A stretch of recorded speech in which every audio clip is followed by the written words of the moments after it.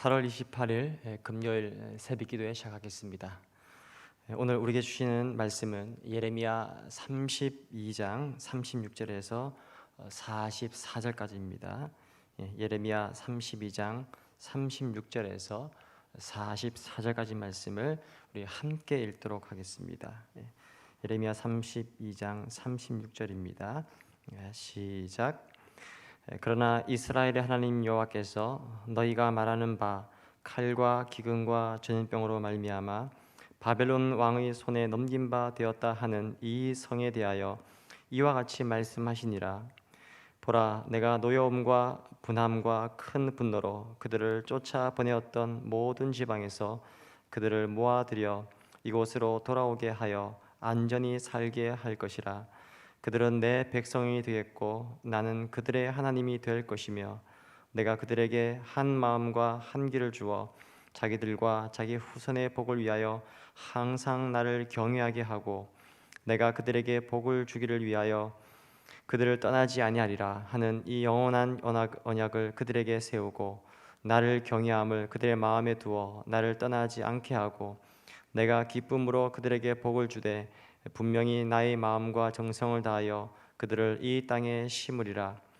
여호와께서 이와 같이 말씀하시니라.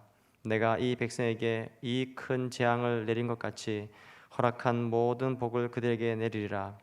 너희가 말하기를 황폐하여 사람이나 짐승이 없으며 갈대아인의 손에 넘긴 바 되었다 하는 이 땅에서 사람들이 밭을 사되 베냐민 땅과 예루살렘 사방과 유다 성읍들과 산지의 성읍들과 저지대의 성읍들과 네겝의 성읍들에 있는 밭을 은으로 사고 증서를 기록하여 봉인하고 증인을 세우리니 이는 내가 그들의 포로를 돌아오게 함이니라. 여호와의 말씀이니라. 아멘. 오늘 예레미야 32장에서 하나님의 말씀을 계속 묵상하겠습니다.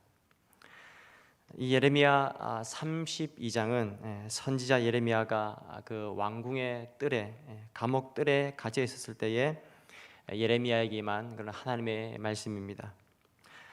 때는 주전 597년, 그러니까 586년에 유다가 바벨론에 의해서 멸망을 당합니다.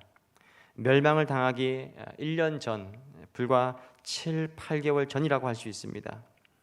이미 유대의 수도인 예루살렘은 바벨론 군대에 의해서 포위가 되었습니다. 그때 선지자 예레미야는 조국에 다가오는 그 불길한 미래에 대한 이 심판을 예언하다가 시드기야 왕에게 체포가 되어서 감옥에 그렇게 감금이 됩니다. 그런데 감옥에 갇혀있던 예레미야에게 그의 친척 한 사람이 찾아옵니다. 예레미야의 숙부의 아들 하나멜, 이 사촌이 찾아와서 감옥에 있는 예레미야에게 자기의 밭을 사달라고 그렇게 부탁을 합니다. 흥미로운 것은 이제 나라를 잃어버리고 바벨론에 의해서 짓밟힐 것이 거의 명확해지는 그런 시점에서 예레미야는 밭을 사겠다는 그런 결정을 하는 것입니다.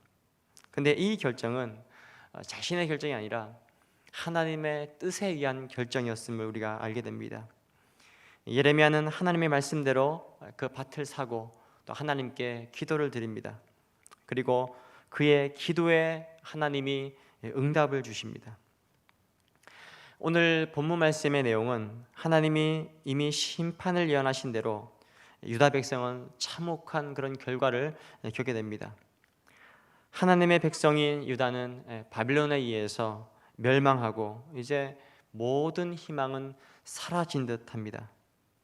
이러한 유대 민족사의 그 끝자락에서 하나님은 새로운 희망을, 새로운 회복을 약속하시고 있습니다.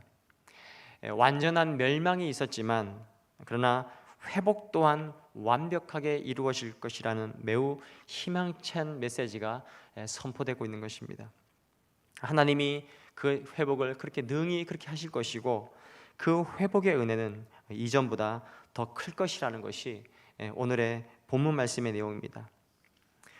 자, 그렇다면 심판 이후에 하나님이 그의 백성들에게 주시는 그 놀라운 회복의 은혜, 어떤 회복이 이스라엘 백성들에게 약속되고 있을까요?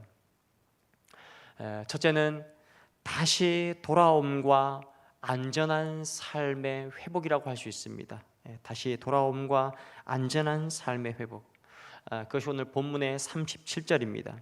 30절을 보시면 보라, 내가 노여움과 분함과 큰 분노로 그들을 쫓아보내었던 모든 지방에서 그들을 모아들여 이곳으로 돌아오게 하여 안전히 살게 할 것이라. 이스라엘 백성은 하나님 앞에 마치 탕자와 같은 그런 존재라고 할 수 있습니다. 아버지도 알아보지 못하고 자기만의 인생을 지냈던 그런 아들. 그래서 이방신들에게 그 마음을 빼앗겨 버리고 아버지 대신 하나님도 몰라보는 그런 아들과 같은 그런 이스라엘 백성들의 모습입니다. 그의 백성들을 향한 하나님의 본심은 무엇일까요? 여기서 나타난 그의 백성들을 향한 하나님의 본심은 본래 하나님의 마음은 그의 백성들을 향한 마음이 평안이고 또 미래와 희망이지만 그분의 백성들을 깨우치시기 위해서, 그분의 백성들을 흔들어 깨우시기 위해서 그분의 백성들에게 하나님이 이 고난을 허용하셨다는 것입니다. 바벨론 왕의 손에 넘겨서 고생이라는 것을 통해서 하나님을 만나게 하시는 것입니다. 그러나 그 고생은, 그 고난은 끝이 있는 고난입니다. 모든 고난에는 끝이 있습니다. 영원한 고난은 없습니다. 유다 백성들을 이방의 땅 바벨론으로 보내었던 그것이 끝이 아니라 쫓아 보내었던 그곳에서 다시 돌아와 본래의 땅에서 하나님이 기업으로 주신 그 땅에서 안전한 삶을 살게 하실 것을 말씀해 주시고 있습니다. 우리에게 때로는 아프지만 때로는 고통이지만 여전히 우리를 기다려 주시는 아버지께로 돌아간다면, 우리가 그 하나님을 제대로만 볼 수 있다면, 우리가 그 하나님의 말씀을 제대로만 믿을 수가 있다면 이스라엘 백성들은, 그리고 동일하게 오늘 우리도 하나님이 주시는 그 회복의 은혜를 경험하게 될 줄로 믿습니다. 자, 하나님이 그의 백성들에게 주시는 회복의 은혜 무엇일까요? 둘째로는 영적 관계의 회복이라고 말할 수 있습니다. 영적 관계의 회복. 38절 이하 41절의 말씀입니다.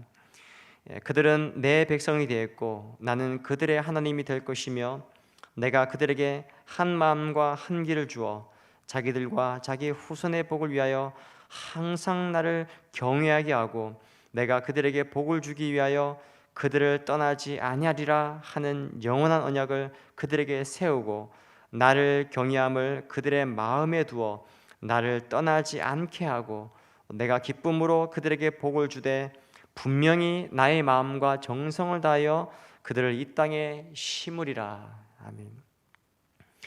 이제 관계가 다시 새롭게 회복되기 시작합니다. 하나님이 이렇게 말씀하십니다. 그들은 내 백성이 되었고 나는 그들의 하나님이 될 것이다. 이스라엘 백성들에게는 당장에 바벨론 왕의 손이 두려운데, 오늘 당할 일이 무서운데 하나님이 걱정하지 말라 이렇게 말씀하십니다. 걱정하지 말라. 그 두려운 일도 다 지나가게 될 것이라고. 결국은 하나님이 그의 백성들을 책임질 왕이 되어주신다는 것입니다. 그리고 모든 백성들은 한 마음이 되어서 다른 이방신에게 시선을 두지 않고 항상 하나님만을 경외하게 될 것이라고 그렇게 말씀하십니다. 그러니까 하나님께만 마음을 쏟는 진정한 하나님의 백성이 되는 것입니다. 사랑하는 성도 여러분, 오늘 저와 성도 여러분은 하나님을 경외함이 있으십니까? 정말로 크고 거룩하신 하나님을 우리가 마음으로 두려워하며 그분 앞에서 살아가고 있으신지요? 오직 한 마음으로 온전히 하나님만 바라보는 그런 우리 모두가 되시기를 주의 이름으로 축복합니다. 자, 심판 후에 베풀어 주시는 회복의 은혜. 세 번째는 상황의 회복이라고 할 수가 있습니다. 상황의 회복, 삶의 상황이 회복되도록 하나님이 축복해 주십니다. 우리의 관계가 좋아져도 상황과 몸이 불편하면 그것은 온전한 완전한 회복이라고 말할 수가 없을 것입니다. 영적 관계와 함께 이제는 상황도 몸도 환경도 회복시켜 주겠다는 그런 하나님의 말씀입니다. 자, 이제 이스라엘 땅은 바벨론 왕의 공격으로 황폐해지고 쓸모없는 땅이, 그런 불모지의 땅이 되어버렸습니다. 그러나 전쟁으로 황폐해진 그 땅을 그대로 내버려두지 않으시고 하나님이 다시금 회복시켜서 그곳에서 농사할 수 있는 그런 땅이 되게 해주시고 살기 편한 땅으로 만들어 주시겠다고 그렇게 약속하십니다. 그래서 이전처럼 사람들이 다시 사고 팔 수 있는 좋은 땅으로 그렇게 회복될 것이라고 말씀해 주십니다. 그런데 중요한 것은 이것입니다. 하나님이 말씀하신 대로 그분의 약속은 완전하게 이루어진다는 사실입니다. 사랑하는 성도 여러분, 오늘 우리는 무엇을 보고 계십니까? 혹시 코로나라는 이 어려운 상황만 보고 계시진 않습니까? 코로나라는 전염병이 우리에게 영향을 주고 있는 것은 사실입니다. 그러나 그럼에도 불구하고 여전히 우리는 하나님의 말씀을, 하나님의 음성을 들을 수 있어야 합니다. 우리가 주 앞에 엎드려 은혜를 구하고 주의 말씀을 붙들고 살아간다면 사랑하는 성도 여러분, 희망의 하나님이, 그리고 회복의 하나님이 다시 우리의 역사하시고 우리 인생에 승리를 주실 것을 믿으시기 바랍니다. 말씀하신 것을 이루시는 하나님, 우리의 허물과 죄에도 불구하고 우리를 구원하시며 복되게 하시는 그런 주님을 믿으시기 바랍니다. 어떠한 경우에도 그분의 백성들을 향한 하나님의 선하신 계획과 뜻을 신뢰하며 말씀을 붙들고 우리의 희망이요 회복을 주시는 그런 주님의 역사를 기대하고 기도하시는 우리 모두가 되시기를 주님의 이름으로 축복합니다. 아멘. 우리 함께 이 시간 주신 말씀을 기억하시면서 그리고 여러 가지 기도 제목을 가지고 함께 기도하는 시간을 가지겠습니다. 먼저 우리가 말씀을 마음에 품고 기도하실 때, 하나님 그렇습니다.